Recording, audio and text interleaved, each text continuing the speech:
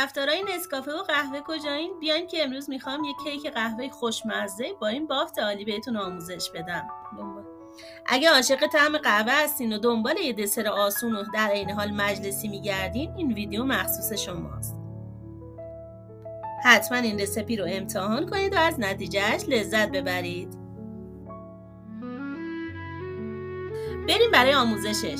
احتیاج داریم به 3 عدد تخم مرغ، 3/4 لیوان شکر، شیر 1 لیوان، روغن نصف لیوان، آرد 2 لیوان، وانیل 1/4 قاشق غذاخوری، بیکینگ پودر 2 قاشق چایخوری، پودر کاکائو 1 قاشق غذاخوری. فقط کافیه که یه بسته پودر نسکافه رو بریزین داخل یه لیوان شیر داغ و مخلوطش کنید. بهش پودر کاکائو اضافه کنید و همش بزنید. 1 دست که شد بذاریدش کنار تا از داغی بیفته.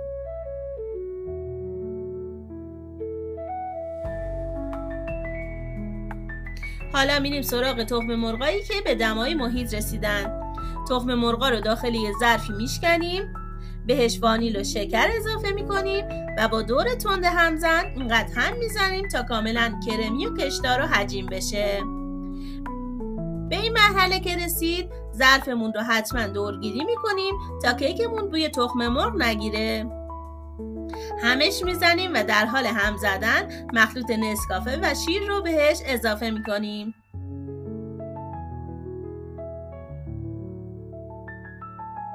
روغن مایه رو هم اضافه میکنیم و فقط در حد مخلوط شدن 30 ثانیه با دور کند هم میزنیم. همزن رو کنار بذارید. حالا دیگه مخلوط آرد و بیکینگ پودر که 3 بار علک کردیم و طی 3 مرحله به موادمون اضافه میکنیم. آروم و در یک جهت هم میزنیم. وقتی مواد 1 دست شد کافیه. از هم زدن بیش از حد هم خودداری کنید. بعد هم داخل قالبی که کاملا چرب و آرد پاشی کردیم مایه کیکمون رو میریزیم. چند بار به سطح کار میکوبیم و بعد هم داخل فر از قبل گرم شده با دمای 180 درجه به مدت 45 دقیقه میذاریم.